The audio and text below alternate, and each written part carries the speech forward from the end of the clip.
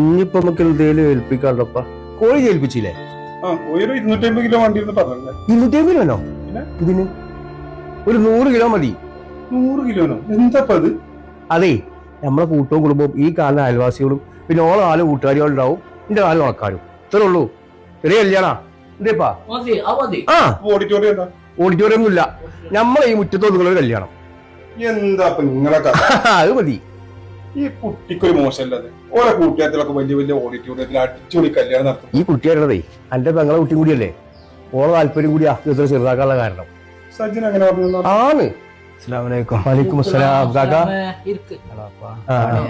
മനസ്സിലെപ്പോ വന്നേ? ഞാൻ രാവിലെ വന്നു. എന്തൊക്കെ വെയിലത്ത് ഇപ്പൊ ഇങ്ങനെ എന്താ ചർച്ച നടക്കണേ? ആഴ്ചയിലുള്ളൂ ഇനിയിപ്പോ കല്യാണത്തിന് ഒരു ആഴ്ചയുള്ളൂ അല്ലേ? എന്നോടൊരു കാര്യം പറയാൻ വേണ്ടി പോകണ്ട. എന്താക്കാ ഇതൊരു വല്ലായ്മ. മാളൂനെ കെട്ടിച്ചപ്പോ ഒരു 2 പവന്റെ സ്വർണം തന്നിയതല്ലോ. ആ എടാ, അന്നത്തെ സ്വർണത്തിന്റെ വിലക്ക് എന്നെ കൊണ്ടത് കൂട്ടിയാ കൂടൂല. എന്റെ അവസ്ഥ എനിക്ക് അറിയാലോ.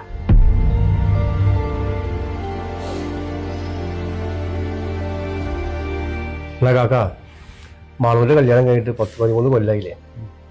അതിൻ്റെ ഇടയ്ക്ക് നമ്മളെ കുടുംബത്തിൽ ഇതേപോലെ പലർക്കും ഞാൻ കൊടുത്തിട്ടുണ്ട്.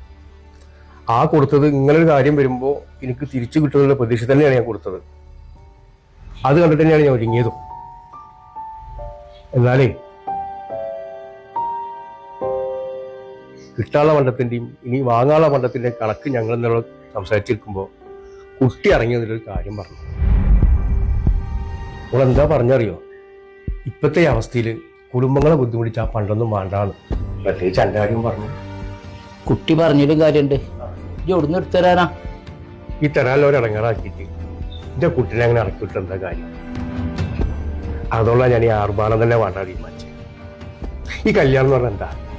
2 കുടുംബങ്ങൾ തമ്മിൽ ഉടമ്പടിയാണ്. ആ 2 മനസ്സുകൾ തമ്മിൽ ഒത്തുചേരല്. അതിന് ഈ ആർഭാടത്തിൻ്റെയും വെള്ളത്തിനൊന്നും ആവശ്യമില്ല. അളിയാ, എനിക്കിപ്പോ സജനാന്റെ കാര്യം ആലോചിക്കുമ്പോൾ അഭിമാനം തോന്നുന്നു. എല്ലാ കുട്ടികളും ഇങ്ങനെ ചിന്തിക്കുകയാണെങ്കിൽ ഇപ്പൊ ഈ നടക്കുന്ന കല്യാണ ആർഭാടങ്ങളും മറ്റൊക്കെ ഒന്ന് ഒഴിവാക്കുകയാണെങ്കിൽ ഒരു കുടുംബത്തിനും കടബാധ്യതയും മറ്റൊന്നും ഉണ്ടാവില്ല. അതാ ഈ ബേജാറാവൊന്നും വേണ്ട. കുട്ടികളെ കൂടി 2 ദിവസം മുമ്പ് തന്നെ നേരത്തിൽ പോയി കല്യാണം കൊണ്ട് ഉഷാറാക്കാം കേട്ടോ. ശരി ആയിക്കോട്ടെ. എന്നായിക്കോട്ടെ.